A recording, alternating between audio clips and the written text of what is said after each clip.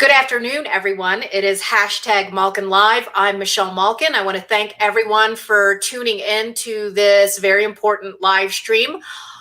And hopefully you'll be able to see me on Facebook at my Facebook channel, The Right Michelle Malkin. So hi, everyone who will be joining in there. On my YouTube channel at Michelle Malkin, and of course on my Twitter/Periscope live stream at Michelle Malkin. As I announced on Twitter, I've got two very important guests. There's a lot going on, and I don't think that I've talked to you actually since this weekend when I attended one of the nationwide Stop the Steal rallies in my adopted hometown of Colorado Springs. We had upwards of 500 patriots from all across Colorado show up to raise their voices, do what we can to support everyone, especially in the battleground states, who's fighting to protect the vote and hashtag Stop the Steal. And the on the ground shows of support for Trump, for all of the GOP lawyers who are fighting these battles, and for all of the independent whistleblowers and investigative journalists who are uncovering massive and systemic fraud that we have expected for a long time, and fraud that we will be fighting tooth and nail, of course, for the foreseeable future. All of those demonstrations are leading up to the biggie, the granddaddy of the Trump rallies, which will be happening, pro-Trump rallies, which will be happening in D.C. There are a number of different groups that are all converging. There's the Million MAGA March, there's the March for Trump, and of course, a huge umbrella and alliance of people who support our president and who are doing everything that they can to make sure that this election victory is not hijacked. So you can find information about that on my Twitter account. Lots of breaking news even today. I mean, it is just a flood of affidavits and lawsuits. There is a Zoom meeting that's going to be happening for the Wayne County election fraud challenge in Michigan, and we'll get more about that in a moment. And we've got the hand recount now, the full hand recount being announced by the Secretary of State in Georgia as well. I know a lot of people were very despondent the day after election night, thinking that this was over. It is far from over. And there are many, many battlefronts on which this war is being waged. One of them, of course, is the battle on social media. And despite all of the attempts by the oligarchs in Silicon Valley to stifle our voices, we are still here. And for as long as each and every one of you has an account and is watching and following, you've got to share all of the information that is being surfaced, that is being stifled by so much of the monopoly legacy media. So thank you for joining, everyone. I see tons of people streaming in now through Facebook, YouTube, and Twitter. They are the enemy, but we are going to do as much jujitsu as we can to use these platforms against them. As I mentioned in my announcement earlier today, my first guest is Shane Trejo. I'm going to bring him in right now. Hey, Shane. Hi there. Now, you're in Michigan. You are a reporter for Big League Politics, and you are under fire. I know you can't talk about too much of the details because this is a live litigation situation, but the fact is that much of the incredibly invaluable work that you've done about Michigan voter fraud training, essentially, is now being, it's now being targeted by the Attorney General. Can you say anything in general about what's happened in the cease and desist letter that you and Big League Politics received? Right now, Big League Politics is working on their official response and weighing different legal options. But the story since went viral.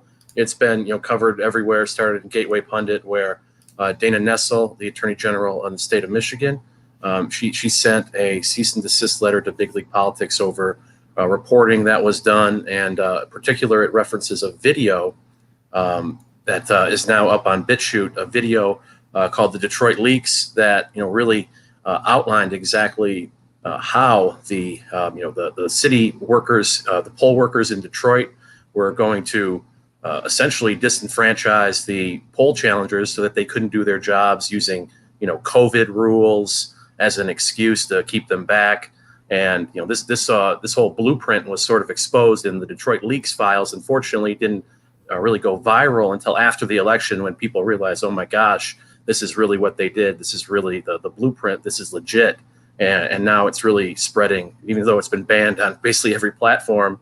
It just keeps spreading in sort of a guerrilla fashion. And I find that highly encouraging. So do I. And I mentioned to you before we went on air that it reminds me of the Soviet dissident underground. They called it the Samizdat, and it was a way for citizens to subvert all of the censorship by sharing this information through alternative channels. And Gateway Pundit is one of the great original gangsters of the conservative blogosphere. They've broken many, many stories. They're the bane of the mainstream media's existence and the establishment in both parties, for that matter. And they obtained the cease and desist notice that was sent to Big League Politics. Here it is. It was sent on October 28th, basically demanding that you take down this video. The video is elsewhere, as you mentioned, and it's getting out there. And this is what happens. Remember, it's called the Streisand effect, right? Are you familiar with that? Oh, yeah, definitely. The more you try to suppress something, the more likely it is to spread. And in an age, particularly of widespread media disinformation, no one trusts any of the institutions anymore. When they see them, pouncing to ban something, pouncing to get something out of the mainstream, that's going to pique people's interest, and they're going to be more interested in it from there. So that's exactly what happened in the Detroit Leaks situation. And also another thing I want to bring up is I'm one of the whistleblowers as well. I was a poll challenger the night of the night that the vote was allegedly stolen. I was a whistleblower down there in TCF Center in Detroit at the absentee voter counting board. And I actually witnessed when the 61 cases of mystery ballots showed up at the dead of night in a city elections van. No chain of custody. The ballots had to be in by 8 p.m. They showed up at 3:30 a.m. So 7.5 hours. Those ballots were in limbo. We've got no answers, and it's just coming out in the affidavits right now. And I think once they're understood by the public, they're going to be shocked at this fraud, and that's when I think that the wheels will really start turning, and we'll have a really good chance of overturning all this evil stuff that's been perpetrated on our nation. For sure. And that is so important, because there have been now multiple attempts to debunk the idea that these ballots just showed up. I don't know if you saw this, but one of the local media outlets tried to claim that, the people who observed the ballots being mysteriously showing up in the middle of the night had mistaken a media van for the ballots. Can you clarify that? Right now there's a very intense disinformation campaign. Whistleblowers are being demonized. The lawyers who are, fighting the steal in court, they're being harassed by Democrat operatives in the Lincoln Project. The Pennsylvania whistleblower came out to James O'Keefe. He was interrogated by federal goons who leaked to the press that he had withdrawn his confession when he had not. So there's this disinformation campaign. I'm expecting, a terror campaign of sorts against the whistleblowers and the people who signed the affidavit in the days to come. They really want to get away with this. And if it's unfolded and it comes out into the American public, this could be the most ghastly crime in United States history. So you bet they're going to be coming after the whistleblowers. They're going to be putting out nonsense. They're going to be leaning on people to get them to release, coercing them to get them to release false statements. So all this stuff is coming, straight ahead. But those of us. There's so many of us who saw the fraud, though, just dozens and dozens who saw the fraud, and all the stories are very similar. And it's obvious that the Detroit poll workers, they followed a blueprint for how to do this, for how to disenfranchise people. They were allegedly boxing people out so they couldn't see the screens. They couldn't see the votes that were coming in. They even used the COVID excuse, even though it was officially overturned a week before the election. It was made clear by the Secretary of State that poll workers couldn't disenfranchise poll challengers using COVID rules, but they still did it anyway. And a lot of people were intimidated by all the stuff that happened on the floor there. And there's videos literally of Democrat poll workers covering up the process, boarding up the TCF center so people couldn't see into it and couldn't record potential fraud that was going on in there. So it's as bad as it looks. It is. And I had Matt Seeley, who was one of the poll watchers, on last week to talk about this. And of course, the video of that was summarily throttled by Twitter. But the word did get out there. And you cannot deny what you see with your own eyes with regard to the obstruction of GOP poll workers trying to do their job and trying to ensure a free and fair election. I'm also glad, Shane, that you called out Project Lincoln. These are wicked, wicked people, and they get free reign on all of social media to do the kinds of things that people like us are always falsely accused of doing, the kinds of doxing, the harassment, the making of lists. And when you pair people like the leaders of Project Lincoln, the Never Trumpers, the Koenig types, and then Harridans like Jennifer Rubin, allowed not only to have free reign on social media, but also on the cable TV news airwaves to incite hatred. And one could even argue, more violent means against people who are blowing the whistle on the election fraud, the systemic election fraud. It really just underscores how brave you are. So I want to thank you for everything that you're doing on both fronts, not only as a watchdog and a whistleblower on the election fraud that night, but also for your investigative work. And people, by the way, can find you and find more information about your reporting at bigleaguepolitics.com. Definitely check out bigleaguepolitics.com. We're having, in addition to the actual, the chicanery that happened on election day and after, we have great articles there, really outlining exactly, how they set up the infrastructure beforehand with the Transition Integrity Project and other organizations like that. They set this narrative in advance, preparing for this.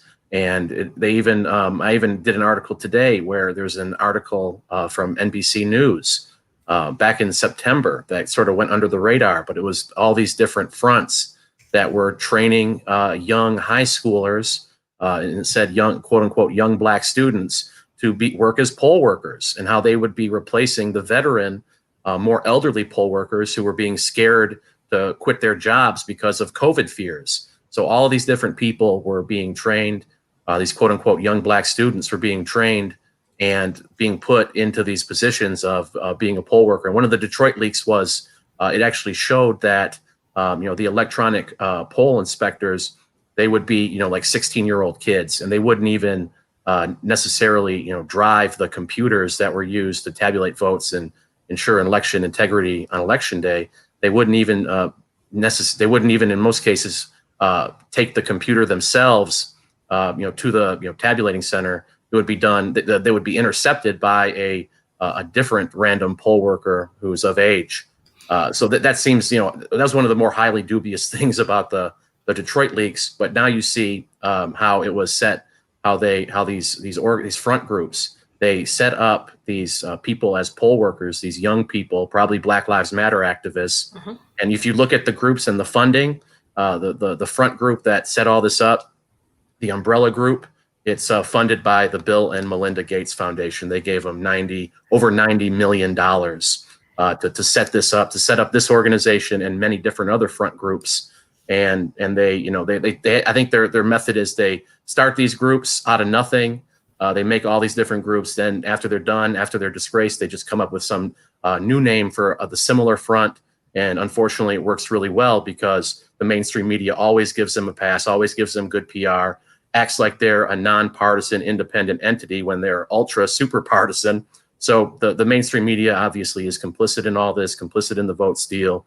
And one thing that does frighten me is that it's been done so blatantly, it's been done so in your face that it's almost like it's set up for them to get caught. It's set up for to lead into the next thing. The people are being gaslighted right now like no other. President-elect, office of the president-elect Joe Biden giving speeches like it's like he's in the Oval Office. It's very strange. It's all gaslighting, and I think it's designed to, if this is overturned, if there's a court battle, the whole country will be burned to the ground if we don't stop them, and if the media will be giving them the okay to do it. Yes, and the very prescient and trenchant Darren Beattie warned about this for months beforehand. This is right out of the Color Revolution handbook, and we're seeing it play out. And the ending is not inevitable. Let's just put it that way. And I think that's why all of the grassroots activism and all of the voices out there, people who are sharing your work, for example, Shane, are making sure that this doesn't end up the way that the Color Revolutionaries have planned it to end up. So I want people to make sure that they also go to bitshoot.com/Detroit Leaks. That is housing the video that so many of the powers that be in Michigan and the rest of the country don't want you to see. Okay, I'm talking to our Facebook, YouTube, and Twitter audiences. With your indulgence, Shane, I want to go ahead and play a little bit of this, refresh the memories of people who have seen it, and also just introduce the reporting that you had done. Let's see, when did your original story, when was the original leak published? It was I think October 14th. It was around, yeah. It was about like the second week of October when it right. So okay, here we go. Let's play a little bit of this.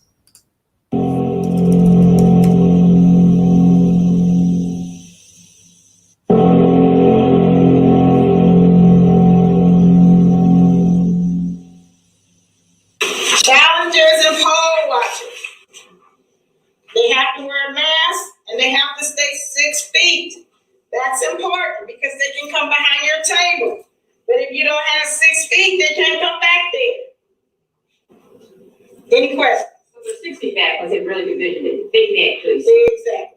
Yes, they got really good vision. Or they brought their binoculars. 6 feet. That's the rule, right? And you are entitled to your 6 feet. Is that common? Can we expect that? Yep, there's a coming.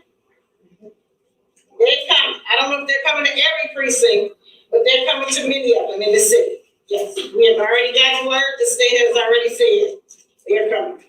And the basic thing they're going to challenge is what?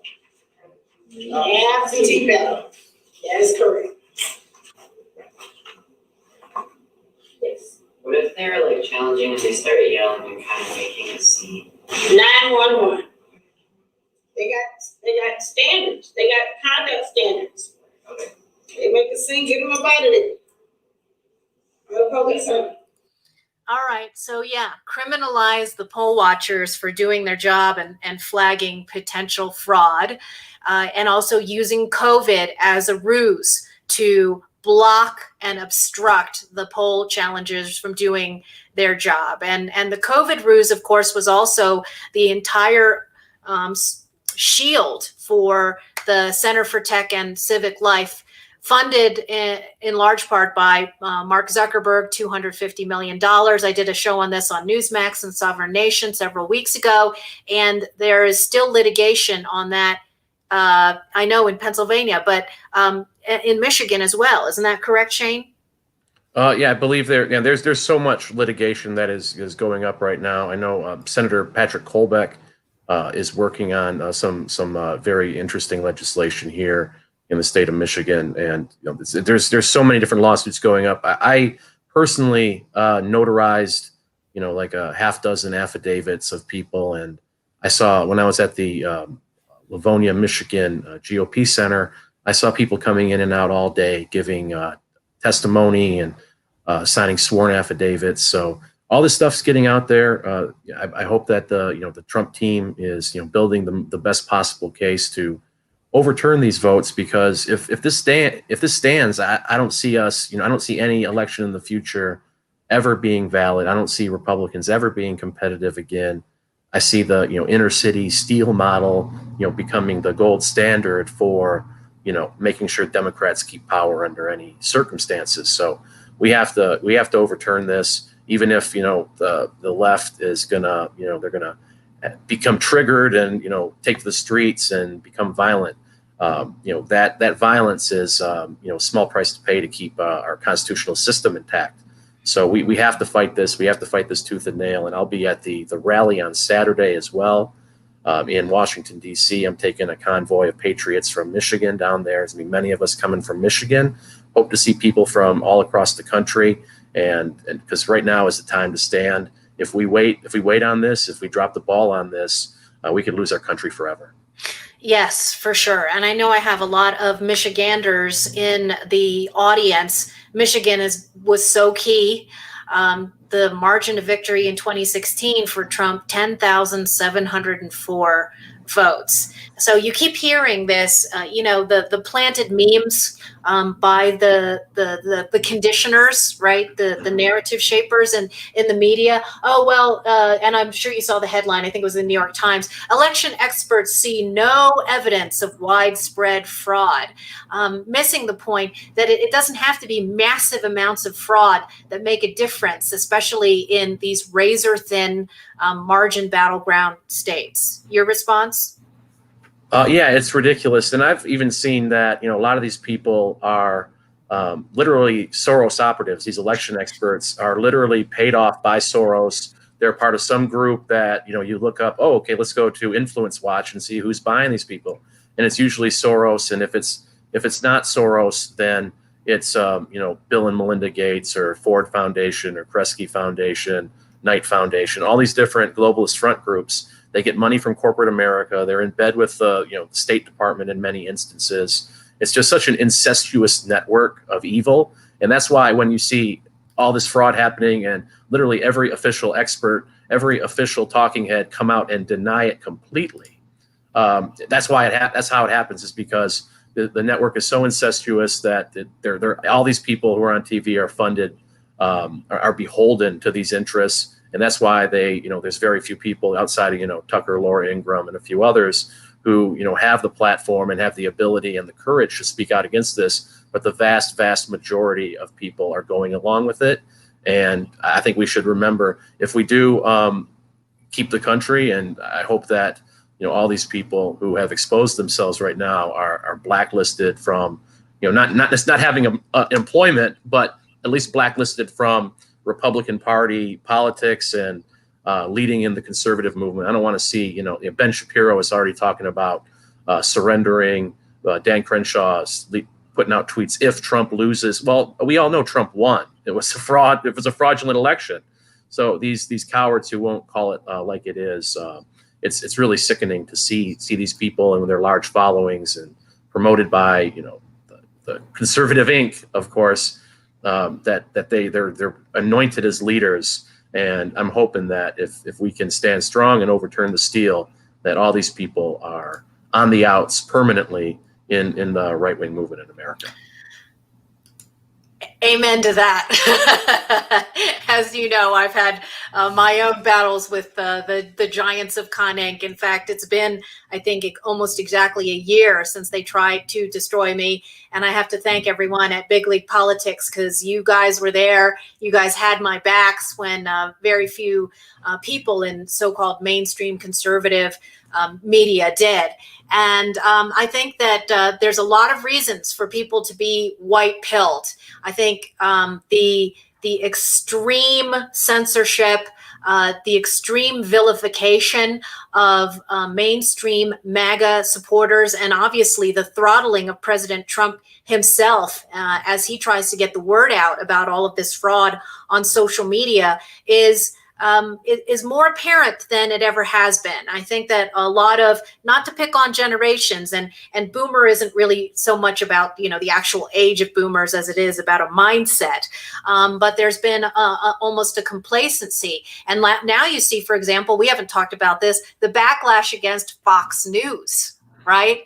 And I think that's a huge part of it. And it was always going to get there. But I think that what's happened over the last week has helped accelerate the epiphanies that people are having about the performative nature of so-called mainstream conservative media. Definitely. And I was at Stop the Steal rally on Saturday, and they random people just randomly, all the Trump supporters just randomly broke out a Fox News sucks chant. And I'm very, very happy about that. And people are getting it. They're getting that, all the people who were ostensibly on their side the Murdoch family, people like that, that they were just conning them the entire time. They just wanted the dollar. They wanted that conservative media dollar. They saw, the market was not, giving out any conservative, media, at least on cable news. So they stepped in and filled that void. But now that, Rupert Murdoch's pretty much retired, his progressive kids have taken over. Never Trumper Paul Ryan is on the board of Fox News. So that's who's in charge now. And, they're willing to kill the golden goose, it seems, just to oppose Trump, just to get the big evil orange guy out of there. So good news for the likes of us, because there's going to be more people wanting to go to big league politics, more people wanting to tune into Newsmax, more people wanting to check out independent bloggers. And there is so much good content out there that you can find. And it's a million times better than anything you could see on cable news, except for maybe Tucker. Yes, Tucker is definitely the exception, and there's a lot of other. I've got good friends that have put in their time and their service to grassroots politics. And I mean, you look at Lou Dobbs and how ahead of the curve he was on Open Borders Incorporated and H-1B. Laura Ingraham during the amnesty years of the Bush years, one of the few out there to help lead the charge on talk radio. So they definitely have earned their due, but the times they are a-changing, aren't they, Shane Trejo? Yeah, it's the coalition that's really building around the Trump movement is, something that I don't think anyone could have ever thought of, anyone could have ever devised ahead of time, but it's all authentic. It's all coming from the grassroots. As you can see, all institutional power sectors are pretty much lined up to destroy Trump. That seems like real institutional systemic oppression to me, not the type that Black Lives Matter is always whining about. So all this systemic oppression that's happening to the president and to his supporters, it just shows that Americans, ordinary hardworking Americans, are marked for extinction. They're going to be replaced. They're going to be taken out. They're going to be they're going to bring in the migrants, going to automate everything, and we're going to be put down and into this globalist free trade zone, or whatever you want to call it. And all the corporations in the world, they're all taking orders from China. They're all in on this. It's really when you think about all the interests that are lined up against us, it can be pretty daunting. But at the same time, they're so blatant about it. It's because we're winning, and they know it, and they're scared. And let me tell you about what happened in Detroit. This was not something that was put together in a very intelligent fashion. This was desperation. In my opinion, they looked at the vote totals at 10 p.m. They panicked, and then they just started making up ballots like crazy. That seems to be the case here. So it seems like once all this goes to court, once this is really peered into, that we could easily get hundreds of thousands of ballots thrown out in the state of Michigan. It is not out of the realm of possibility. And then in other states, Pennsylvania, there's probably even more fraud than there was in Michigan. Yeah. And then in Georgia and Nevada, Arizona, and Wisconsin, you have razor thin vote totals that could easily be overturned.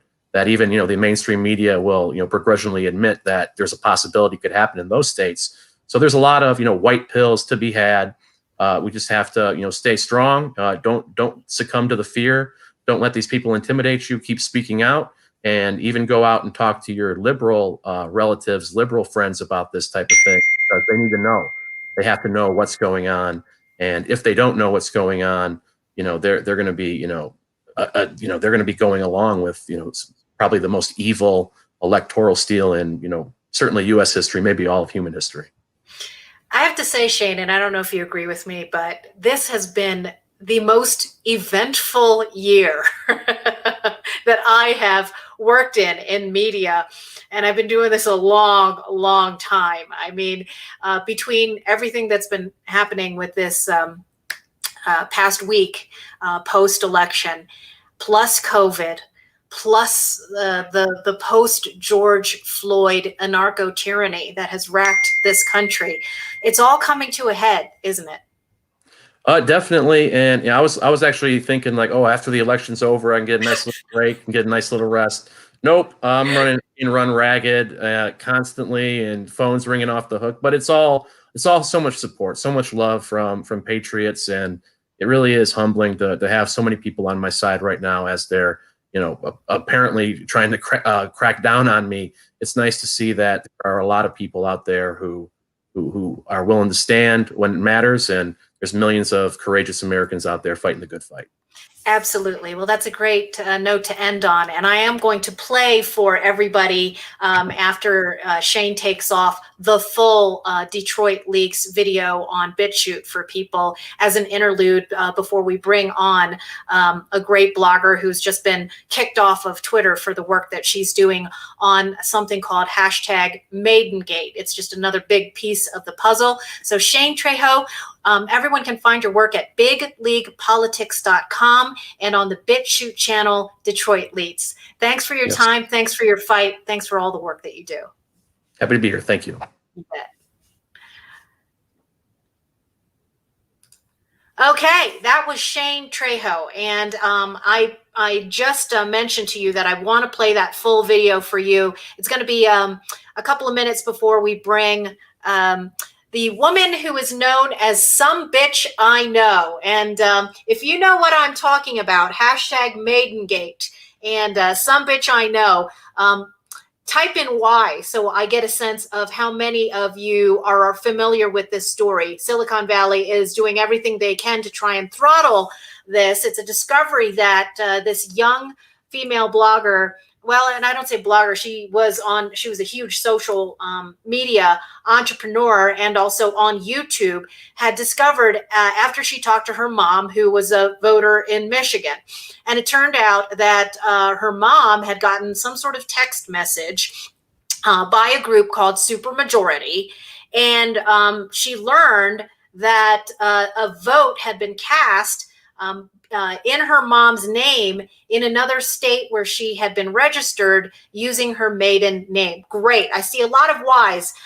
People who are watching on Facebook, YouTube, and Twitter, where Some Bitch I Know, or L we'll call her, had publicized all this information and had started crowdsourcing to get more cases of people so that they could verify that this was happening. Well, it turns out that it's much bigger than merely Maidengate, and she will be giving us an update and letting us know more about her discoveries, and hopefully she'll be able to get back on social media. So right now, what I'm going to do, and I see some people who are not familiar with it, so I'm going to give you a basic rundown of that in a little bit. Actually, you know what? Everybody give me your feedback. Do you want to watch together the Detroit Leaks video? Because I can play it right now. It's about 10 minutes or so. Or should I just go over the basics of Maidengate so far? All right, so just let me know. Do you want the Maidengate or do you want the Detroit Leaks video? Say one or the other and I'll, yes, okay, great. I got a lot of people who want to play it. Perfect, and that's what I'm going to do. And I will rejoin you after the video is over, and then and we can talk about that if any of you have questions. But basically what you're going to see is why the Michigan Attorney General is so desperate to essentially criminalize the investigative reporting of Shane Trejo, who you just saw. All right, let me cue this up. Thanks everyone for staying with me. You know, one of the other big developments, of course, is the future of the long form live streams like we're doing, because you can't always cram this information into a 7-minute segment on cable TV where you're interrupted by ads every 10 minutes. And of course, my show on Newsmax is only half an hour, which really means 22 minutes, which really means a 7-minute monologue, a 7-minute segment with one guest, and then a 7-minute interview with another guest. So, 22 minutes is not a lot of time to delve into all of this stuff.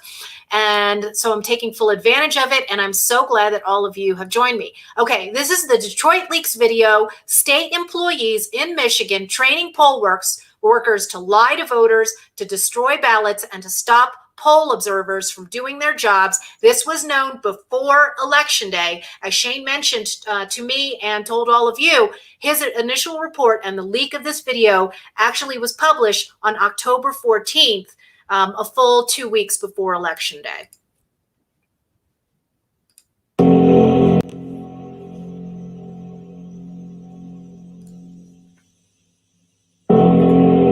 Your chairperson can issue him what type of ballot? Provisional. A provisional envelope. Why? Where is it going? Not in the tabulator. Not in the tabulator. It's going in that envelope, right? We have how many days? 6. So what is the Department of Elections going to do with it? Destroy it.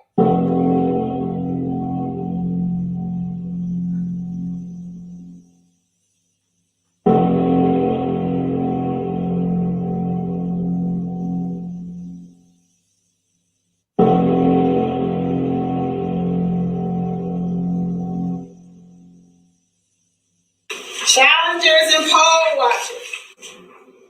They have to wear a mask and they have to stay 6 feet. That's important because they can come behind your table. But if you don't have 6 feet, they can't come back there. Any questions? So the 60 back was a really good vision. They can actually see. Exactly.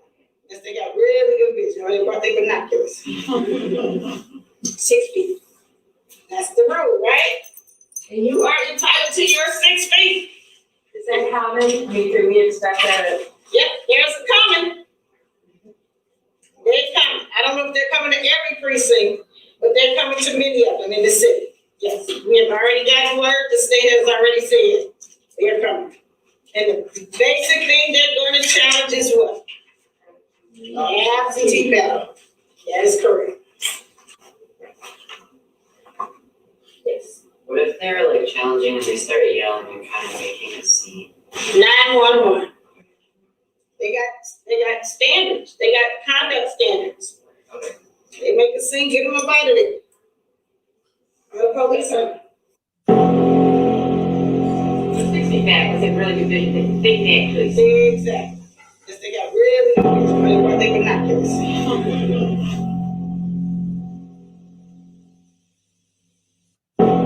911. They make a scene, get them up out of there. The police are.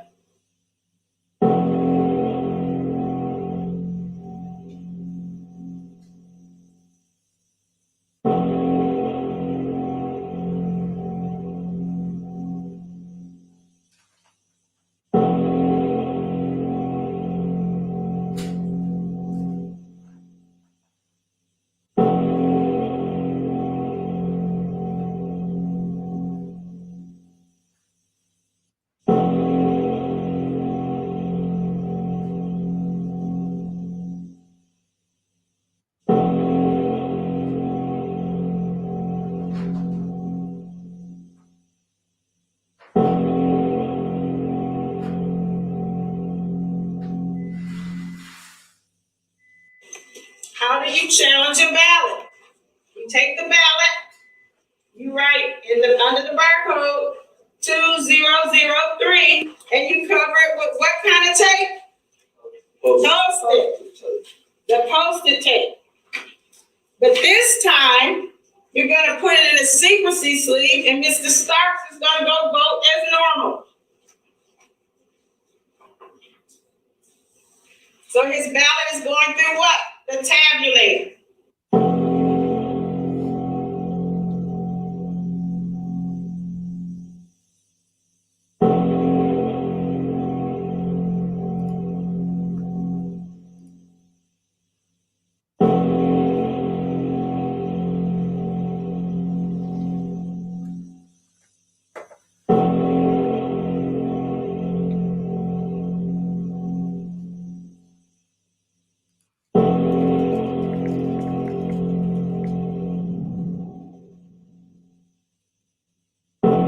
Page 15. All right. Page 15 is an example of a new voter registration receipt. In Michigan, what can we do now as new voters? We can register to vote up and through election day. The computer system, the electronic poll book program is downloaded on Saturday before election day. It is not a live feed. So if someone registers on Sunday or Monday, they're not going to be in your computer.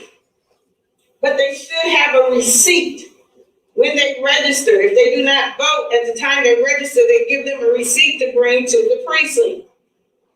So Mr. Starks, he came in. You looked and you didn't find him. So you're gonna say, Mr. Stark, are you a registered voter in Michigan? Mr. Stark is gonna say, sure.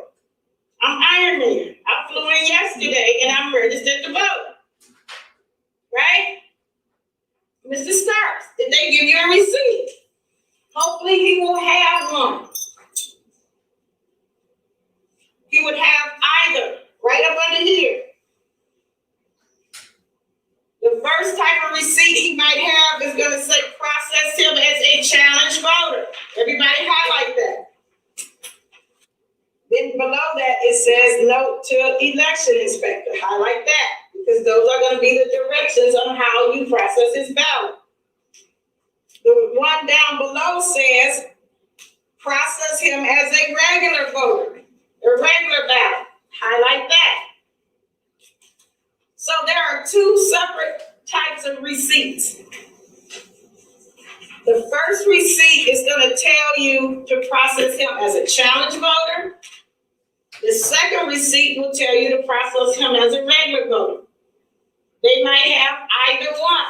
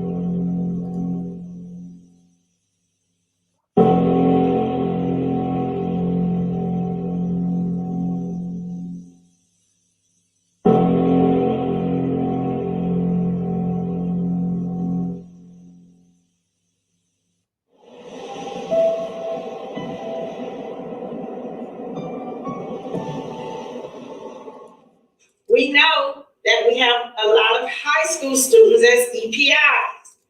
And if you can't go to the receiving board because it's late at night, right? If you can't go, you need to tell your chairperson early in the day, hey, I can't do the receiving board. They will choose someone else to go with them.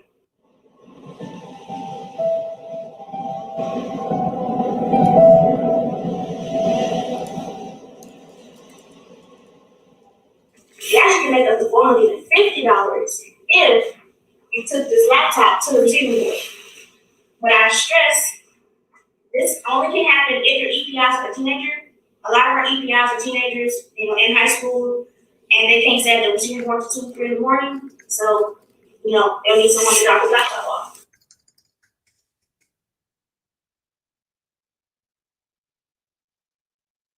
Because on election day, you'll have numbers of troubleshooters like myself and different coordinators. But honestly speaking, it's going to be hard to get a hold of someone because it's going to be 10 people calling for a mishap at the same time.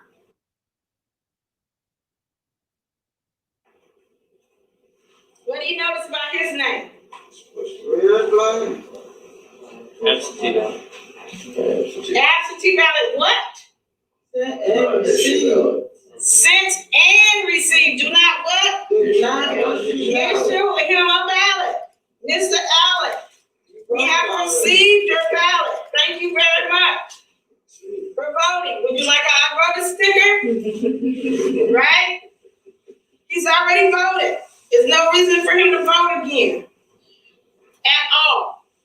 Ever. That day. He's done. But what if he gets what? Loud, rude. That's not me. I didn't vote. I want to vote. And just acts of pure, right?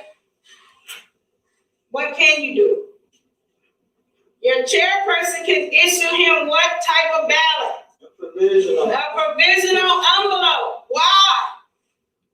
Where is it going? Not in the tabulator. It's going in that envelope, right? We have how many days? 6. So what is the Department of Elections going to do with it? Destroy it.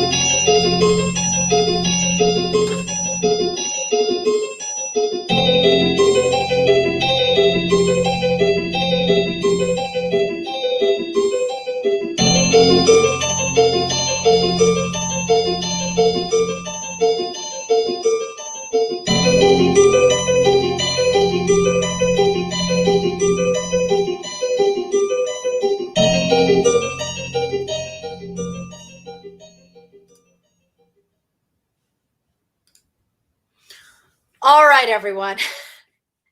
I typed in comments, my eardrums.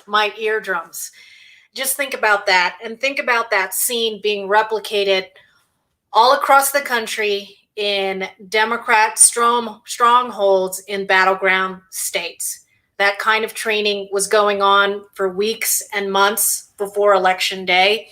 And my hypothesis, of course, is that, and we'll be finding out about this with these lawsuits and more of the investigations, is that the Center for Tech and Civic Life, the Silicon Valley funded umbrella group that used COVID as a ruse to dump $250 million at least from Zuckerberg alone into this type of training, was what made the difference and is why we're having to fight these battles now.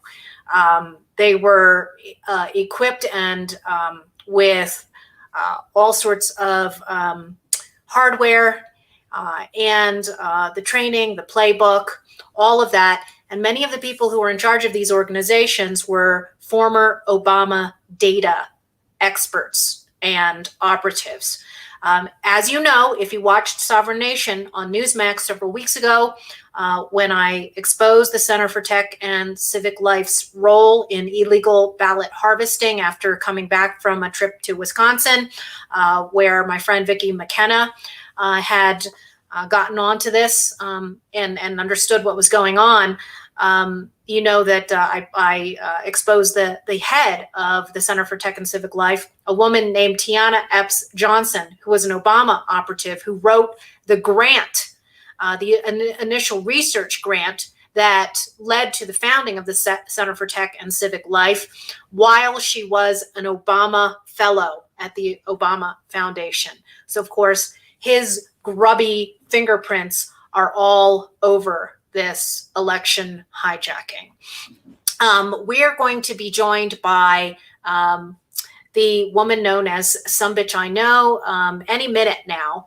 And if any of you have any other questions about the Detroit leaks video, let me know. Somebody asked, well, who taped it?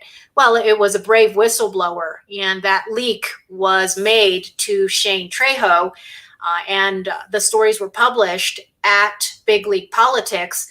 And of course, that's why the Michigan Attorney General, Dana Nessel, is now going after them for their journalism. See, what happens is if you actually commit acts of real journalism, you will be threatened with prosecution. You will be threatened with cease and desist letters. However, if you do the kind of journalism that CNN and the Washington Post do, then you will be rewarded. You'll get Pulitzer Prizes for lying about conservatives, lying about our president, manufacturing things like the Russia collusion hoax.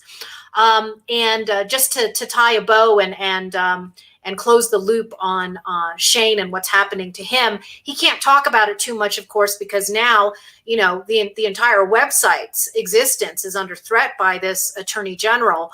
But the Detroit Free Press covered the story after Gateway Pundit broke the news of the cease and desist letter. The video that you just watched is not live anymore on the Big League Politics website. It's been taken down time and again off of YouTube, although people are sort of bootlegging and posting it. But the main place that you can see it now, after having seen it here, which of course it's now going to be archived, is at BitChute at Detroit Leaks. Shane had posted many stories using the audio recordings of the undercover audio of that poll worker training. And it was all audio. It was not video. And of course, there's a lot of nitpicking about Shane's reporting, but you can believe with your own ears what that woman was instructing the trainees to do and the kinds of people who were involved in becoming the poll workers who were obstructing GOP poll watchers.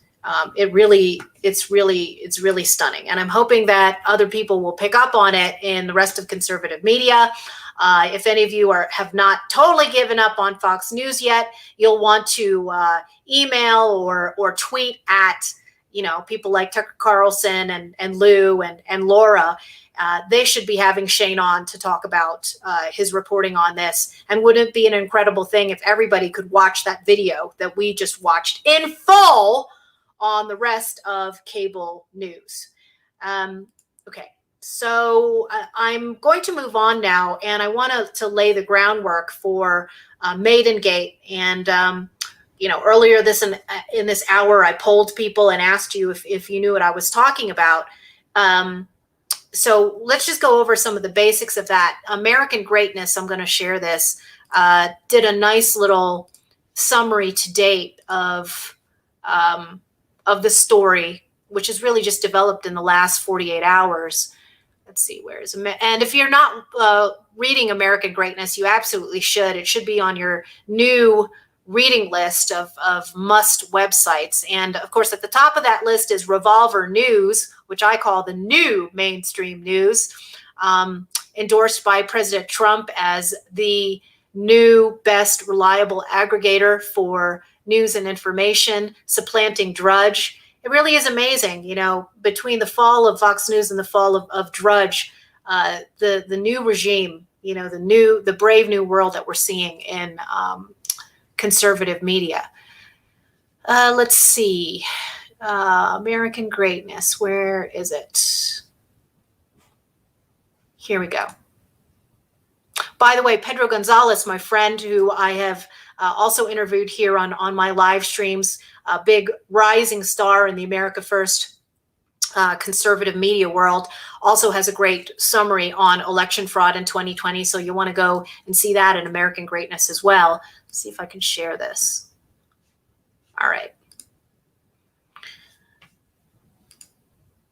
All right. So an independent group claims that women's maiden names and the previous legal names of others were used in a scheme to create fake voter registrations and request fraudulent ballots. People are familiar with the idea of dead people voting as a means of voter fraud, but this new report claims that it may extend to the use not just of maiden names, but also changed names, adoptive names, and divorced names.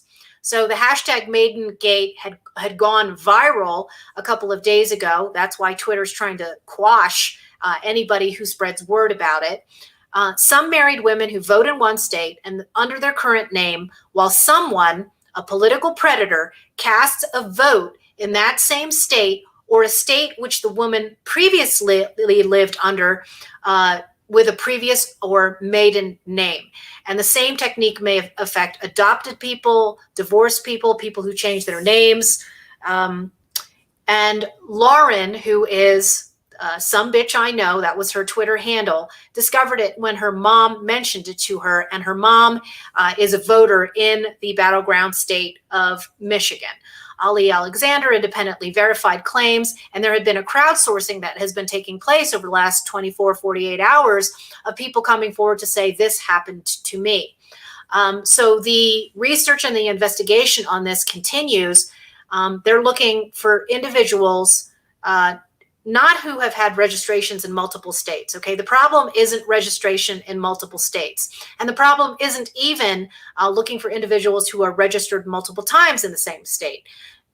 What they're looking for is individuals who voted in this 2020 election or chose not to, but also had another vote cast in a previous legal name of theirs at an address that they previously occupied. And you could see that on a grand scale, the trouble that this would cause, and of course, tipping these battleground states where the margins between victor and loser are razor thin. So there is an actual website called maidengate.com that you can go to. Let me see if I can pull that up.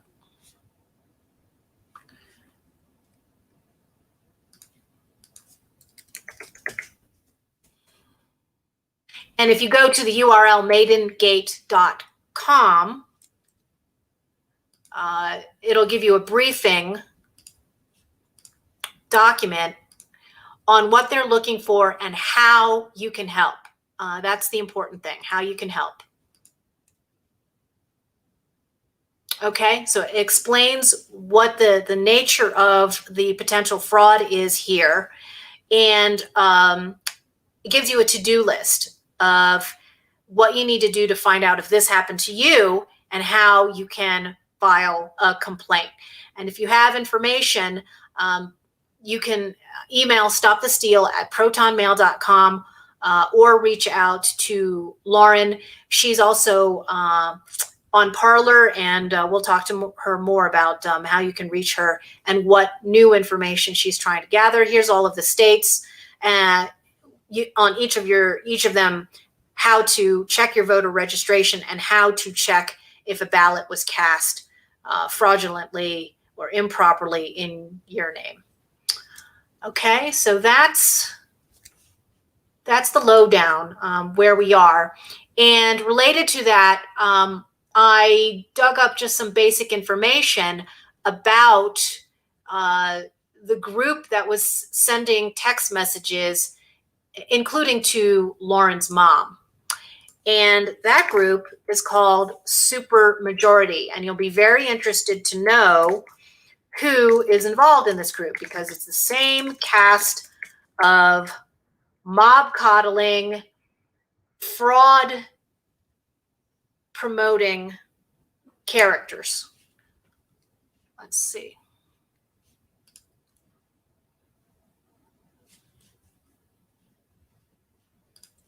Let me bring this up for you as well.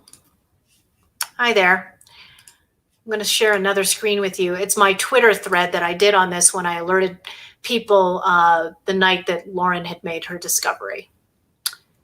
Let's see.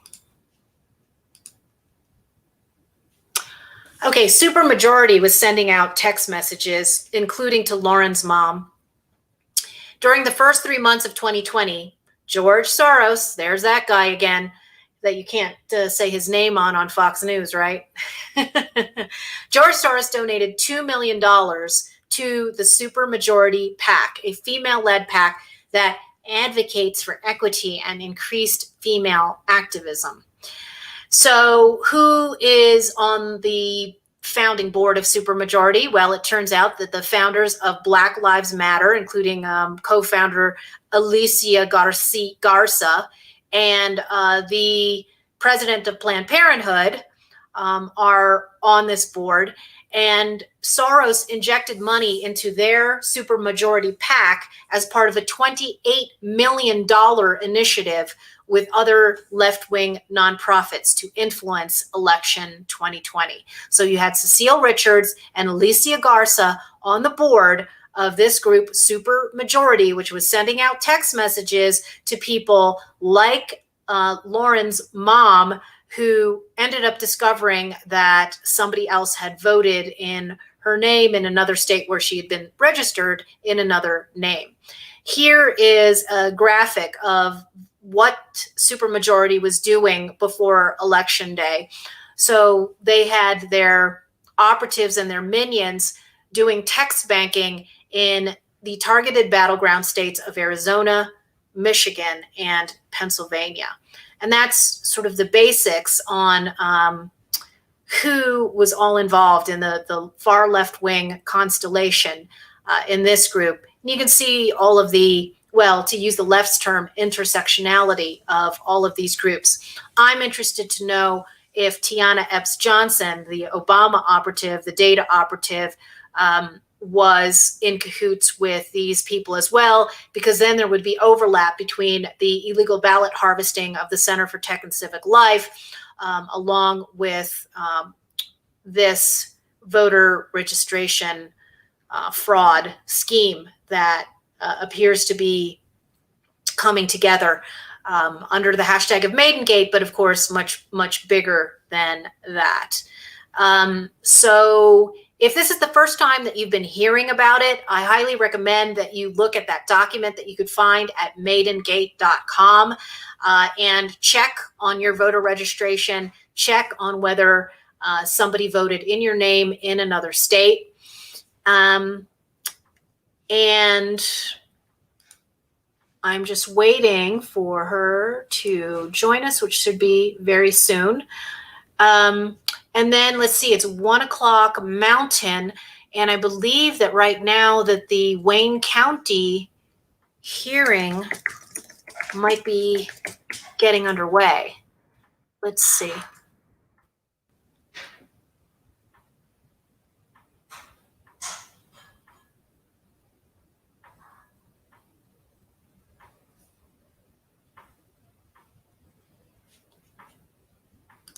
I'm going to check that out for you. In the meantime, okay, while I try and find that, I'm going to see if I can pull up that hearing. I wonder if we'll be able to watch it live. In the meantime, how many of you are planning to go to the big rallies for Trump in Washington, D.C. on Saturday? I know lots of people who are flying in, who are doing the caravans. I know that there's a contingent from Austin, Texas. Alex Jones is leading to D.C. I know there are a lot of America First kids that are headed that way. And somebody is asking me right now, they don't see anybody following some bitch I know's Twitter account. That's because she's been suspended. So don't fall for any of the fake accounts. And she'll be talking more about all of that when she comes on, hopefully. And yes, before I forget, because I would be negligent and I would be remiss if I did not take a moment to thank every one of you who have served our country. Every single man and woman in uniform today. Give them a big shout out and a huge hug. Gratitude. It is Veterans Day, and I salute each and every one of you. God bless you all. If you're a veteran, let me know in comments, and let me know if, yes, I see. Thank you. Thank you, thank you, thank you, all of you. There are also going to be rallies, by the way, across the country if you can't make it to DC. And somebody's mentioning that Lauren is on Parler. I'm going to see if I can call up her Parler thing.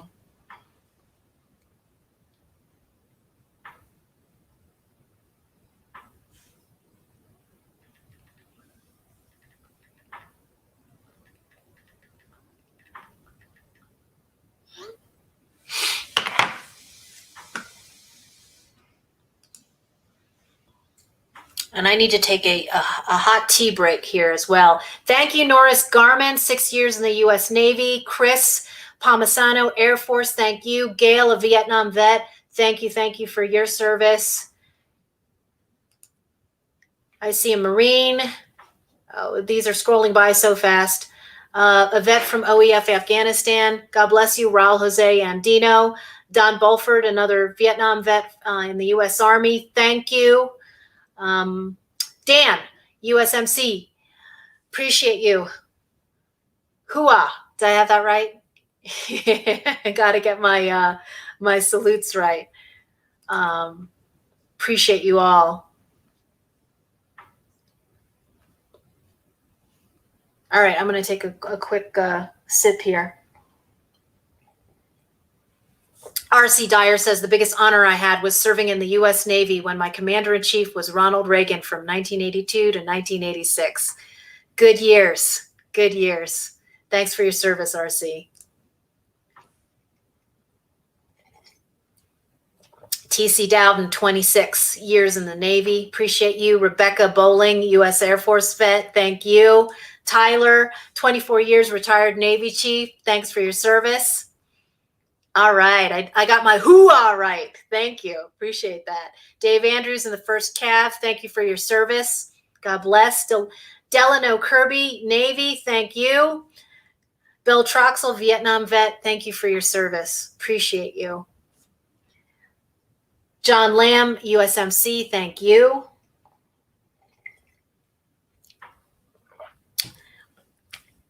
And for those of us who are civilians, with the gratitude that we have for all of those who have served on the front lines, we have a role to play too, right? It's a different kind of army on the ground that we're seeing now. The grassroots mobilizing when so many forces would rather that we not raise our voices, raise hell, put our own boots on the ground. And yes, at some definitely considerable risk. We've seen that with so many over the course of this riotous and violent year, that you do take your life into your hands when you exercise your First Amendment rights to peaceably assemble, to exercise your free speech, political speech. But it's now or never. Right? It is go time. This is the time. And I was so inspired by the almost 500 people that showed up at the Stop the Steal rally in Colorado Springs, where I live downtown. And speaking of veterans, a fantastic patriot and veteran, Tig Tigan, who's been leading the charge here in Colorado, mobilizing people in a way that few have done. In the Republican Party establishment circles.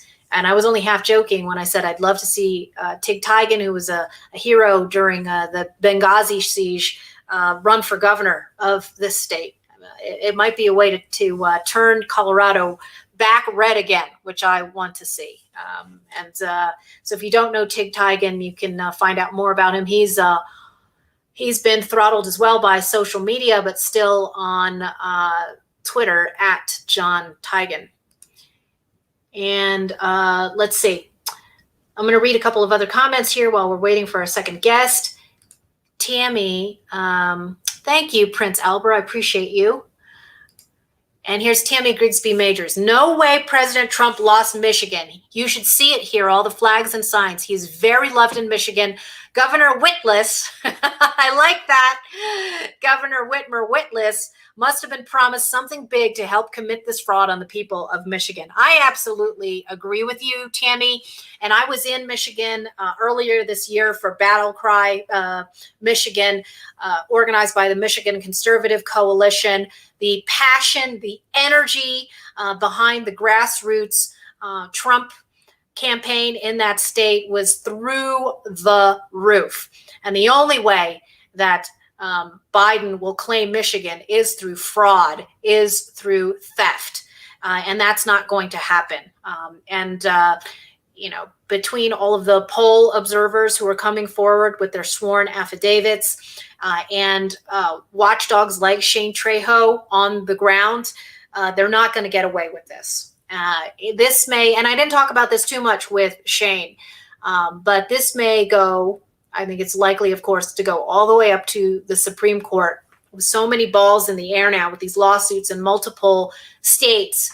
And then even after that, of course, we've got the role that the state legislatures can play. And I want to go over an article that I spotted this morning, which has been echoing something that both Darren Beatty and Tom Fitton have talked about, which is the seating of the electors and the role that the state legislatures play.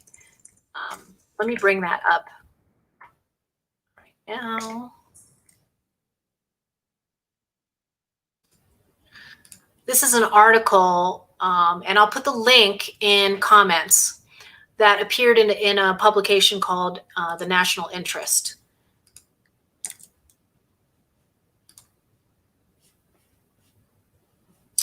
Let's see if I can share this. It's called Donald Trump's Stealthy Road to Victory. Let me put the link right now.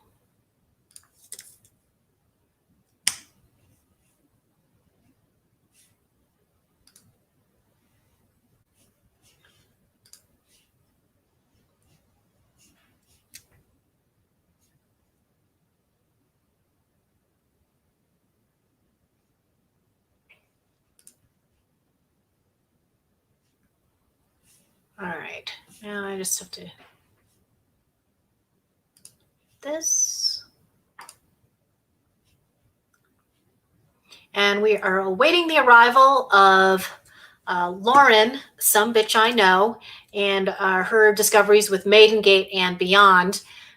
In the meantime, this is an article in the National Interest that talks about Donald Trump's path to victory, separate and apart from all of the lawsuits and the challenges to the fraud that are going on right now. It was written by a longtime academic, Graham Allison, who, believe it or not, is a government professor at Harvard Kennedy School.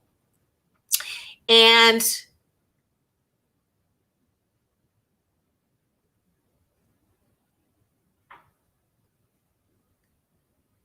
he's keying off of an analysis by a colleague of his, an academic colleague of his, that talks about a historical precedent from 1876. I'm trying to get this. I don't know how to get this comment off. Tammy's comment is great, but okay, here we go. There we go. All right. This stealthy road that Donald Trump might follow comes from the footsteps of a number of previous contested American elections, especially the 1876 election that pitted Tilden versus Hayes, Rutherford B. Hayes.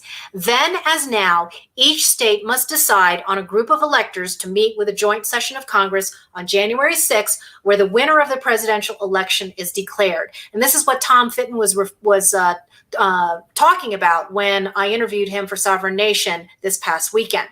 The normal practice in a state where Biden won the popular vote total would be for state election officials to certify the results and send a slate of electors to Congress. But state legislatures have the constitutional authority to conclude that the popular vote has been corrupted and thus send a competing slate of electors on behalf of their state. The 12th Amendment to the Constitution specifies that the President of the Senate shall, in the presence of the Senate and House of Representatives, open all the certificates and the votes shall then be counted, which means that in the case of disputes about competing electoral slates, the President of the Senate, which would be, of course, Vice President Mike Pence, would appear to have the ultimate authority to decide which to accept and which to reject. Pence obviously would choose Trump. The Democrats would appeal to the Supreme Court. And here's an alternative scenario. If at that point, no candidate has the required 270 electoral votes, and remember, that's a very real possibility too. We could end up with 269, 269. So in the case that no candidate has the required 270 electoral votes, the 12th Amendment stipulates the House of Representatives shall choose immediately by ballot the president. But in choosing the president, the vote shall be taken by states, the representation from each state having one vote. Okay, so I did not know this, and I certainly probably should have. But you know, if you think, oh, it's going to be bad if it goes to the House because the Democrats run the House, have the majority. No, it's actually the vote shall be taken by states, the representation from each state having one vote. So currently, the Republicans have a state delegation majority with 26 of the 50 states, and they appear almost certain to keep that majority in the new Congress, which of course goes against all of the conventional wisdoms about the so-called rising blue tide that was supposed to overcome us, right? A vote of the states would then elect President Trump for a second term, and again, Democrats would appeal that outcome to the Supreme Court, which, thanks to President Trump, has at least in nominally, a conservative majority. So some of the issues are even more complex, and this analysis gets into the weeds a little bit on into how it all worked. But the bottom line is that both the words of the 12th Amendment and historical precedent offer a credible, stealthy, winding road that could lead to Trump's victory and a second term. And as Graham Allison writes here, as the saying goes, the opera ain't over till the fat lady sings. Super interesting. So if you want to get more information about the machinations of how this would work and delving into the 12th Amendment issues, you can find that article at nationalinterest.org, and I included that link in the comments below. So it ain't over, folks. It ain't over. And this is not just about contesting random, small, anecdotal examples of voter fraud. This is about systemic, nationwide, coordinated voter fraud involving a number of huge nonprofit organizations, many of them funded by Silicon Valley. And it also involves the kind of blatantly improper, unethical, and possibly illegal training that was going on in places like that Detroit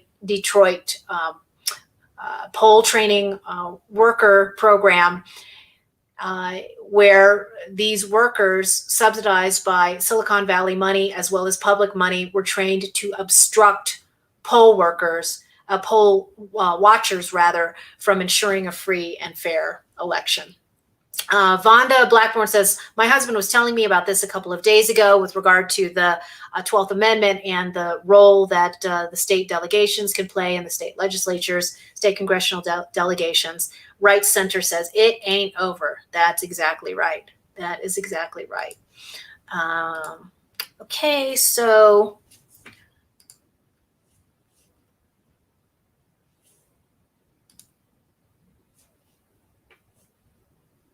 all right, we'll be joined in a moment by Lauren with Maiden Gate. Oh, somebody wants me to play the audio clip again of the Detroit poll worker. Well, I don't want to if people, I mean, we had a bunch of people watch it already. So what I'm going to do actually is go ahead and put the link in comments, okay? And I want you to share that all. I'll put it in the banner as well now, okay? And make sure you share that. There it is, BitChute.com/Detroit Leaks. And you can find all of Shane's work at BigLeaguePolitics.com.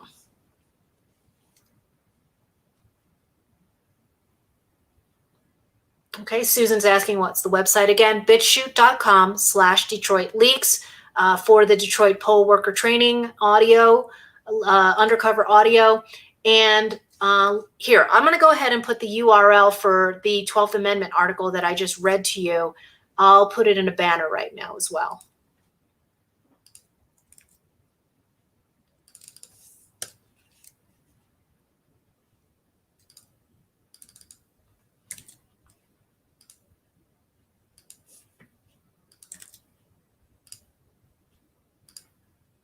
Okay, there's that, nationalinterest.org. It's titled Donald Trump's Stealthy Road to Victory, and the author is Graham Allison. I'll share that with you one more time so you can take a look at it. And what's interesting is that Donald Trump knows about this. He has mentioned it in a previous press conference, and so this is not some new discovery. His lawyers are on this. His team is on it. And I think it helps explain why he is as invigorated about this as he is. We've read, of course, that he's going to be holding rallies in the battleground states. As soon as I have more information about that, I'll get that to you. But the man is just tireless and fearless, and God bless him. All right, so here's the article that I just read you from the National Interest, Donald Trump's stealthy road to victory.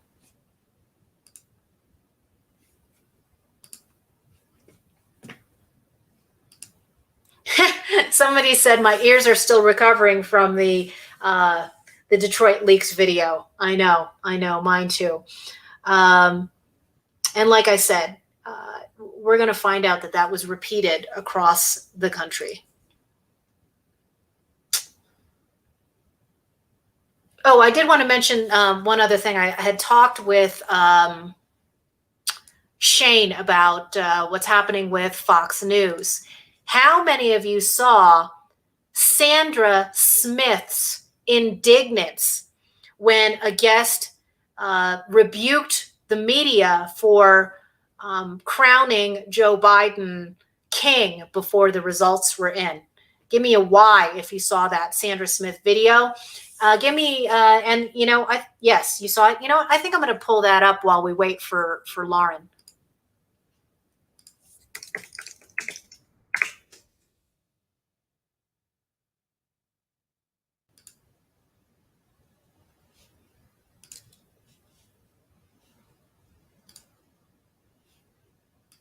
Because that was really something else. All of the performative actors are being unmasked. I warned people about this years ago. They didn't listen to me. Now I can say, see, I told you so. And all I can tell you is switch to Newsmax, right? And of course, tune into live streams like this. Oh my gosh, I have to sneeze. You never see that on cable TV. Oh my gosh. Don't worry, no COVID. Everyone is properly social distanced. Okay, I promise you, I'll play the Sandra Smith thing, and then it looks like Lauren is about to join us, so hang on a second, okay? All right, let me share this. It's really something else. And actually, it'll be a nice segue into our next segment.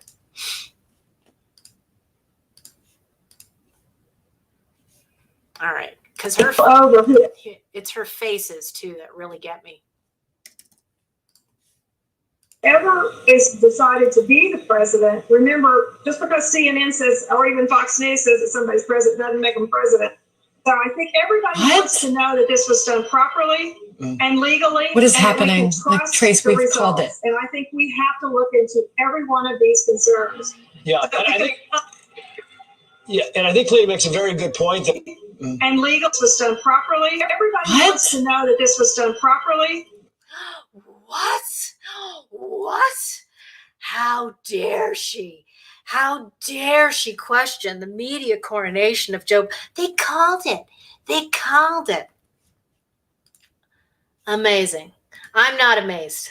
I'm not abased. The arrogance, the hubris, all of it. Really just encapsulated in that moment.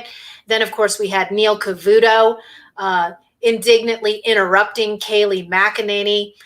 And I know we had Tucker call them out. God bless him. Brave guy for going against, the operatives in his own media company. But it's been a reckoning. And Newsmax is not the only place that people are tuning in. OANN, many alternate independent media outlets. And of course, to the extent that we can still live stream here and get you the information that you need, we are going to do it. So I am going to bring in right now. Yay! Hi, great to see you, Lauren. Good to see you, Michelle. How are you? Good. I mean, it has been non-stop for you. Yes. I just closed my eyes for a second. I'm actually feeling very refreshed though. So I'm glad I'm here. Let's talk about it. Fantastic. I haven't seen that clip yet that you just shared. That was insane. Yeah. The meltdown. It's like, Yeah, you know what? In these matters, I do consider myself an accelerationist. I like that. Because I've been sitting here waiting, telling people they hadn't been, sort of fathoming it. What do you mean? What do you mean, Fox? Well, Fox, we've trusted Fox for 25 years. Well, yeah, it's all coming apart. And it's fabulous. Well, that's my favorite. Just to go off, my favorite thing when people say, "Well, everyone who supports Trump just watches Fox News." I'm like, we don't like Fox News either. Like, that's not a good argument. It's so true. It's so not true. a good argument. So I gave people a rundown, and Okay. you will be so gratified because we still have thousands of people watching on Facebook, YouTube, and Twitter Periscope. And I said, how many of you had heard about hashtag Maidengate? How many of you have been wondering, where is some bitch I know? Where is she? Here I am. There she is. Just in my house. That's right. Live and in the flesh. And huge numbers of whys. Yes, streaming in. But I wanted to have you, in your own words, talk about how you uncovered all of this stuff and what's happened in how long. It's only been like 48 hours. Is that right? It's been 48 hours. Yeah. It's actually been less than 48 hours. It's been we're closing in on about 36 hours. It's crazy. Yeah, it is crazy. So I'm just going to hand you the mic right now and let you take over. Oh, that's dangerous. Okay, so Maidengate started just a couple nights ago. My mom sent me this just innocent little text. She used to live in the state of Michigan, no longer does, but she said, I got a couple of text messages from this group asking me if I was ready to cast my ballot on November 3rd. And she didn't think anything of it at the time. But she knows I'm a researcher. I like to dig and I like to pull at threads and see what unravels out of it. And she said, look at, maybe should we look into this? And so I said, yes, Mom, I think we should. And so she got the text from a group. Oh gosh, I cannot remember the name of their name off the top of my head right now. Supermajority. Supermajority. Thank you, Right. Michelle. Mm-hmm. Sorry, my brain is like fried. So she got the text from Supermajority, which just a quick Google shows you that Supermajority was co-founded by Alicia Garza of Black Lives Matter, which I've done extensive research into the origin story of Black Lives Matter, the lie about who came up with the group in the first place. So as soon as I saw Alicia Garza, it sent off some red flags. So then I decided, let's take this one step further. And so I went to go look up her voter registry in Michigan. And that's me. Go ahead. Okay. So I went to go look up her voter registry in Michigan, and she didn't show up under her current name. And this is how Maidengate came about. And it's expanded since then, but this is, Maidengate is how it came about. It was under her old hyphenated name. And she actually took on my stepdad's full last name and lost the hyphen in her move. And so it kind of begged the question, women who may or may not have had a name change, whether due to marriage, divorce, whatever have you, might not have thought to do their due diligence and check their old names on voter registrations and to see if they had been removed, which is not altogether an indication that something awful has happened. It happens more often than it should, but where there's smoke, there's fire. And so then, so I looked and saw that someone had then requested a ballot in her old name, and it has just spiraled from there. I immediately, Michelle was one of the first people I reached out to after I just I realized the gravity of what my mom had accidentally stumbled upon.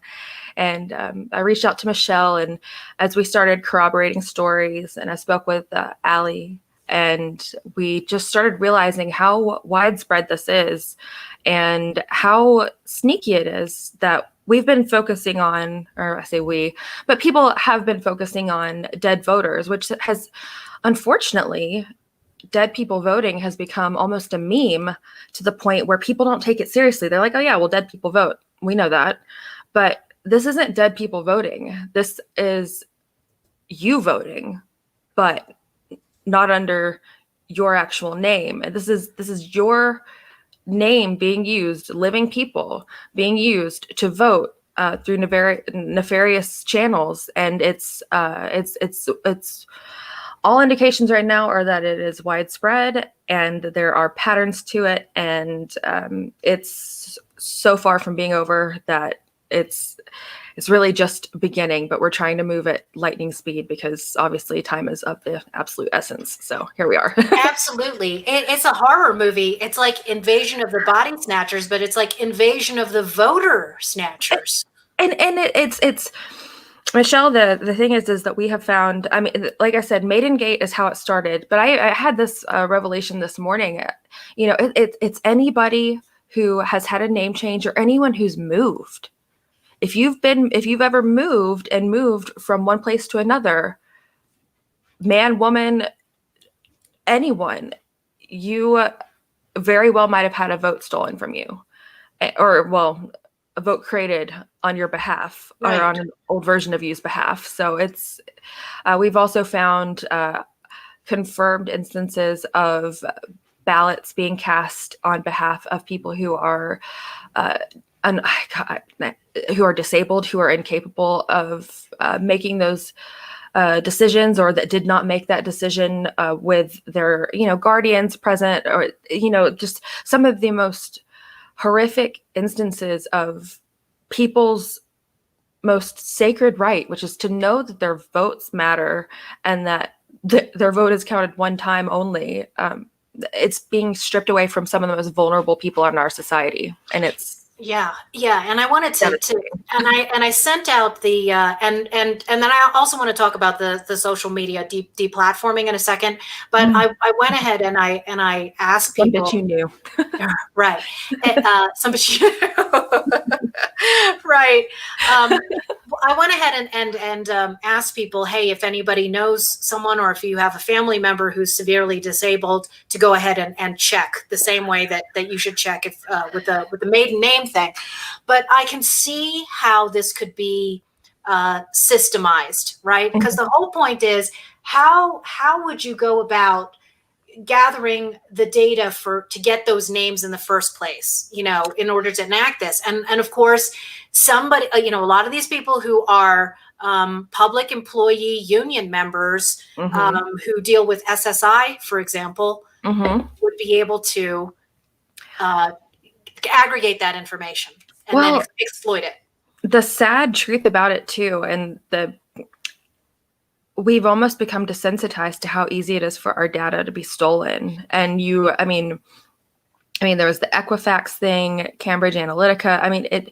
Your information is stolen constantly, and you don't actually, the unfortunate thing is you don't actually need that much personal information from someone to be able to cast a ballot. Really, in some instances, you need a first name, last name, birthday, and a zip code, which you could gather from people's Facebooks. Really, right. if you worked hard enough at it. But this is all theory and being kind of nebulously put together as we go along. But it seems if you have voter registries and you see who's registered to vote, they can tell who has moved, and they won't contact people who have moved. But you have to think of the inverse of that. If you can see who has moved to not contact them, you could see who has moved to know that there's potentially a vote there to be exploited. And so then you have to tie that into thoughts of people saying, well, gosh, we received like 6 ballots under so-and-so's name at this address. Or, we saw it leading up to the election nonstop. And again, this is all unfolding. This is developing. And we have definitely confirmed cases of this, but you also have to think of all of these unconfirmed cases where if there's smoke, there's fire. And we were all just laughing at the stacks of ballots appearing under people's names. And you have to think, well, if you've got these super majority is an extremely progressive leftist group. And if they have activists, quote unquote, that are going to sit there and spam ballot requests potentially, and then go canvass for those ballots, who knows how big this is. And that's where we keep unraveling and keep pulling those threads to try to find out. And again, the indication is it's quite big. Right. We're looking at massive scale. And Massive scale. and yeah, there's another aspect of it too, which, which is brought up by the fact that your mom told you about this because she got a text message. And so I want to bring up this the screen of the text banking because when you think about the types of operatives that are involved in founding these nonprofit groups, I mentioned to you the Center for Tech and Civic Life, which is the result of many of these lawsuits now, lawsuits that were filed by watchdog groups even before election day. These people are data specialists. So, how did they get your mom's phone number? So we don't know. She was at one point, registered as a voter in the state of Michigan, but you don't have to declare a party in Michigan, either that or she didn't. She's a registered Republican now, but she's certainly not a leftist. Thank God, Mom. But I'm just saying. But she's not a leftist. She's not. The only thing she has in common with this group, that they see is women. But it's just like you said, they're data specialists, and they operate. I could go off about the nonprofit industrial complex for a year, but there are so many nonprofit groups that operate under this guise of saving humanity and doing good for people, when it's just a way for them to funnel massive money from all the players we love to hate and save the world by corrupting every process we know and hold dear. Yeah, right.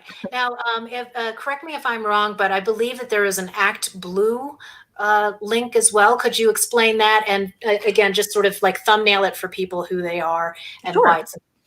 Oh gosh. So Act Blue was the one. This was one of the things that went pretty viral as we were leading up to the election, where people, when George Floyd died on May 25th, and then Black Lives Matter started funneling in billions, literal billions with a B, dollars. People realized that money went through Act Blue. And the way that the left operates and the way they don't have to be right. They just have to exhaust you. And so the claim that people were making, which is plausible for sure, is that Act Blue funnels all of their money through the Democratic Party, and any money that is donated through Act Blue to any cause, if the money is not claimed, it then becomes part of the Act Blue slush fund. And so while there is the claim that Black Lives Matter made, where, well, that doesn't mean that that's the case. They operate in such a way where you can't prove it because they're not a 501(c) and we can't see their financials. And all it takes is for any portion of money to not be claimed for it to enter into this Democratic slush fund. And then from there, who knows? And they have different 501(c)s, which is a nonprofit group. They pop up and disappear every year to 2 years. So by the time you can review their financial documents, 2 and 3 years later after they've been filed, that organization is already gone and 3 new ones have popped up in its place. They have made it damn near impossible to track their financials. But there's the Act Blue tie here is that supermajority, again, co-founded by one of the same co-founders of Black Lives Matter, the political group, and they also funnel all of their money through the same Act Blue channels. So you have to wonder, were those billions of dollars that were donated by every corporation known to man who seek to undermine your vote? I mean, where did that money go? Did it go to supermajority? Did they consider that part of that group? And the true answer is we don't know, and we won't know for a couple of years. And that's the real crime of all of this, is that it's just a waiting game to find out where that money went. Right. It's scary. And because you're asking these questions and pursuing these avenues, you have been deemed a very, very dangerous person. Yeah, you can't question the status quo. Yeah. So tell me about it, because I did not know exactly when you were kicked off Twitter. I was taking a nap at the time. Hello. Sorry, here comes my cat. Come on. Hello. So if she comes on the screen, her name is Little Cat. She's a good cat. Okay. But so I was deplatformed yesterday from Twitter. Not because of Maidengate, but because I, of course, made the I'm not, here, come on, cat. I said, I'm not suicidal. And I made the joke, which I'm not about suicide, but I just said, unless I die in a jet ski accident, I did not kill myself. Right. Just because I'm just who I am, and I try to have a sense of humor about things. Right. And so some opportunistic people decided to seize that tweet, mass reported it. I got a email from Twitter around 4:00 a.m. I didn't see it until after I'd been suspended, but they're like, "Hey, we're concerned about you. You seem like you might be. Yeah. You okay, buddy?" And then about 12 hours later, they decided to axe my account because the only word I've gotten on it is because of my jet ski joke. But sure, that's the pretext. Yeah. Right. But it has nothing to do with Maidengate. And that's another thing too. Again, this is just kind of, the more I think about it, the more sinister it's, the media has 100% wanted to just squelch this. Normally they'll just lie outright. They're like, yeah, there's no voter fraud. People aren't, that guy in Pennsylvania, the whistleblower, he's just a liar. But they won't touch this. And the reason why they won't touch this is because they don't want people to be curious enough to check, because it doesn't matter. It's truly a bipartisan effort. And if enough people start waking up to the fact that their maiden names, their old addresses are being stolen, it's over. And so they've instead of just calling me a crazy person and a liar, which I expected, they have absolutely done their level best to silence every single part of this. Yeah. So. That's when you know you're over the target, as they say in the military, and today is Veterans Day, right? That's when you know you're over the target. So right. I've included the link multiple times in comments to people, what happens when you go to maidengate.com, but tons of people keep asking, how do I check? How do I check? Can you go ahead and explain that, walk through that with people? So the way to check is if you go to maidengate.com, which was a lovely gift from the people at Stop the Steal US. They've been working with me and with Allie, and it's actually Michelle said it yesterday. It's been really exciting just how this group of people who are fighting to save our republic we've just like I'm just me sitting in my house, and just the way that this team has come together, and everyone's kind of found their angle, dug in their heels, and started to work. It's been amazing. But so Stop the Steal helped me put together this list of state by state how to check your ballot status, which again, if you're registered to vote in a different state that you used to live in, that's not indicative of anything wrong. It is indicative that you need to fight to get that removed. But where there's smoke, there's fire. So if you can see that you're still actively registered under a name within your same state, that you really basically any address you've ever lived at under any name you've ever any name you've ever had, which can be a lot for a lot of people. And I know it's a lot of work, but go and check your ballot status. And if it's still active, then try to go through the proper channels per state and see if you can check an absentee ballot status. Or some states you can check the full ballot status, some you can't. I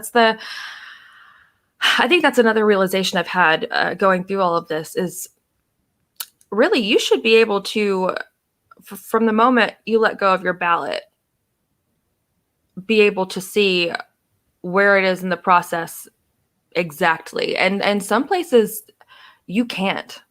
Yeah. There's in order to get confirmation of where your ballot is or what your vote is, you have to, write a like snail mail letter to like your local department. It's crazy. And everyone deserves the right to know, okay, well, I went and voted in person. I just want to double check for me. And you should be able to just go and like, ping, there it is. And you can't actually do that in every state. But long story short, if you go to maidengate.com and you can check your ballot status or check your registration status, if you get a ping, check your ballot status. And we've broken it down by state. There's different rules for people who are overseas, absentee, military, etc. But if you grit your teeth and you dig your heels in, you will find ways and the people to contact if need be to check that ballot status. And this is an opportunity for people. The reason I even got started investigating anything in the first place was because in March I felt helpless learning about the COVID stuff going on, and just felt like, are we going to all die or not? I just wanted to know, and not being able to help and not being able to do something drove me insane. But this is a way where every single person in this country who cares about what's happening, which should be everybody, every single person now has a part to play in this, and has something that you can do to verify that our voting process is as sacred as we want it to be. And if it's not, get in touch with me or get in touch with the people at Stop the Steal, or ping Michelle, and we will collaborate and get this information together. And we're going to submit documents to the Trump team and to Mr. Giuliani later on today, and we'll keep it going. We're going to file the affidavits and do this thing. So if you find anything, not everything. If you got some text messages or whatever, again, that's an indication, but that's not necessarily anything illegal. But if you find that a ballot was cast in your name, you need to let me know, and you need to let me know immediately. And I set up an email just for this purpose. It's maidengate at protonmail.com. And again, I know you don't know me, but your personal privacy, your personal information is sacred to me, and I will never betray that trust to you. I've had journalists blowing up. I don't even know how they got my phone number, but they did. I've had journalists blowing up my phone number, just saying, "Oh, we just need a little bit of proof." But I'm not giving away people's private information. I'm just not going to do that. And so they can call me crazy instead. But I think ultimately we will be very vindicated by this. So I'm okay with being called crazy. I've been called worse. I mean, same. Right? Like, I'm okay. Like, my username on Twitter, rest in peace, was some bitch I know. Like, it's in my name. I know who I am, but I'm also a citizen who loves this country and will fight like hell to protect it. So, and if that's you, which I know that's most everybody, this is your part to play. This is something that you can do. This is something you can do. Let your friends and family know, let people know, especially we're finding more and more evidence of people who are in danger, or not dangerous. I'm sorry. What's the word? More precarious and more vulnerable Yes. positions, whether or not they have disabilities or if they are elderly, people who need our care and need us to love them and help protect them. They're being taken advantage of the most, and it's the most disgusting thing. But again, we know there is almost no limit to the depravity of the left, and this is just driving that home. that is for sure. So this is a mission, not just for everybody. Yes, and it's a mission not just to protect the vote, but in particular now, and this is the new avenue that you're pursuing, is protecting the vulnerable. Mm-hmm. And I think that's something that I mean, are we not all vulnerable right now? We have President-elect Joe Biden. Yes, we certainly are. We certainly are. We're all vulnerable. Again, I just want to spell this out for people because they still keep asking, how do I check? go to maidengate.com. You'll pull up this document that's right in front of us, and it'll give you all the step-by-step instructions that you need to check your voter registration and to check whether a ballot was cast in your name. And then you also provided instructions on how to file a complaint, and then how to reach Stop the Steal, which is at Proton Mail, and then your email address, which is that you've set up for this, maidengate@protonmail.com. Is that right?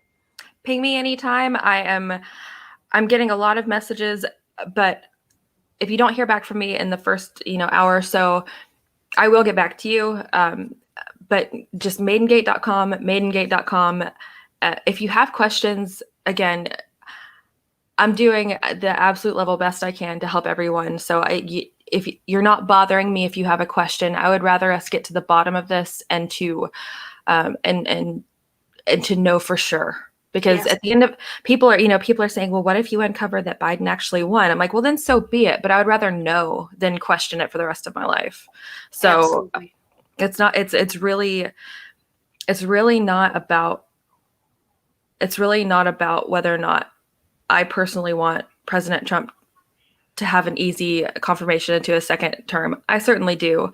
But even if you want to rally up your leftist friends, if you still have any, think about this. Bernie Sanders, who I don't agree with his politics, but I do think he's a good man. I really do. Bernie Sanders has had the primary stolen from him, out from under him twice. And you have to wonder, how did they do that? Because no one likes Hillary. No one likes Joe Biden, but they still managed to rip that rug out from underneath them each time. How did they do it? We have at least one confirmed case of a transgender person who came forward and they used their dead name, their old name from before they transitioned. This is a call truly for all. And if you care about just having your vote count, and if you care about not letting this democratic machine keep destroying this country, it's truly for everybody. I think the one thing that the far left and the right can agree on is that we don't like the Democrats. So Yes, come on, we can work together on this. For sure.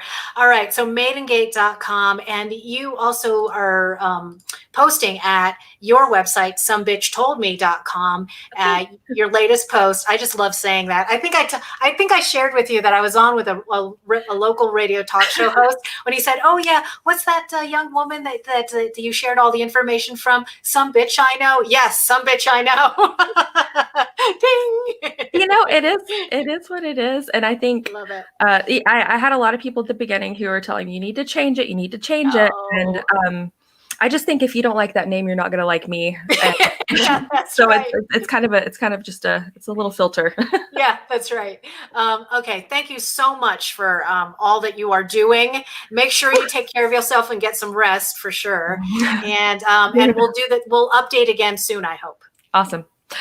We still need to talk about Mr. Keltner. So yes, we do. Yes, there's so many things we have to fight. Yeah, and that's definitely one of them. Yes, we'll do. Well, yes, we'll do that as a separate show as well.